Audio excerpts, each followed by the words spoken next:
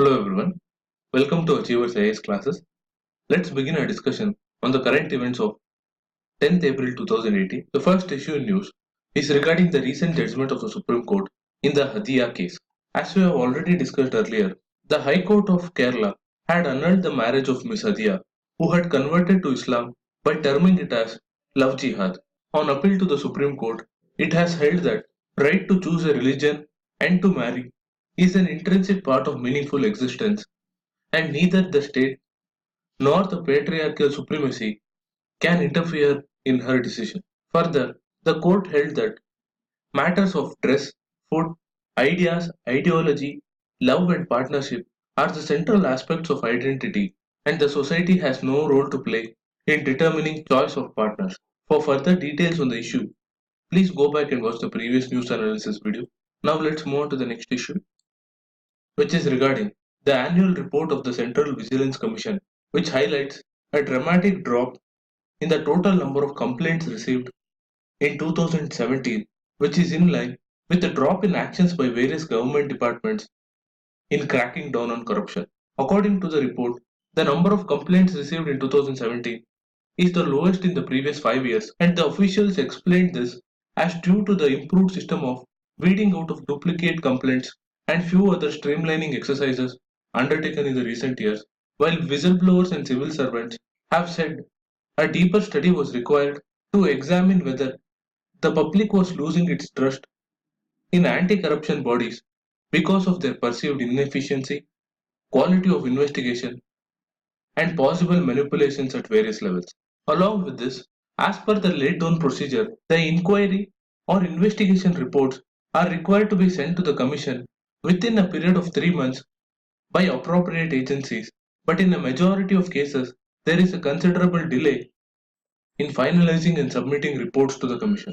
Further, as the CBI points out, there was a need to look into the quality of investigations done by the agencies because in almost half of the cases, closure report was filed without any action, and a similar drop in the number of punishments was observed due to significant deviations from the Commission's advice by various ministries. Therefore, the government should notify the original Whistleblowers Protection Act, appoint a Lokpal, and initiate other steps for strengthening anti-corruption mechanisms to tackle this menace.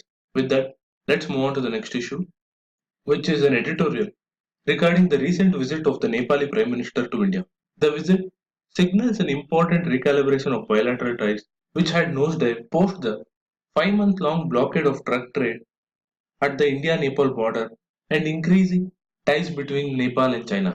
The two sides put aside the contentious issues on the constitution as well as China and focused on development projects that meet Nepal's priorities. What we have realized from our experience on engagement with Nepal is Nepal has been too susceptible to conspiracy theories about India's involvement in the internal affairs of Nepal. Therefore, the first step to address such fears would be the completion of the ongoing process of updating the 1950 Treaty of Peace and Friendship, which has benefited Nepal greatly due to the ease of employment and residence in India for Nepali citizens.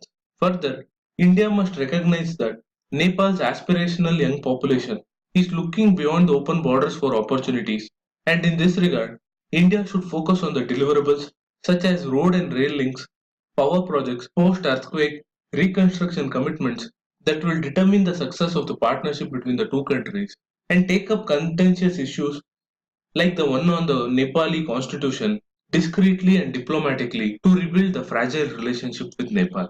With that, let's move on to the next issue, which is regarding the import tariffs imposed by the US government on aluminium and steel imports.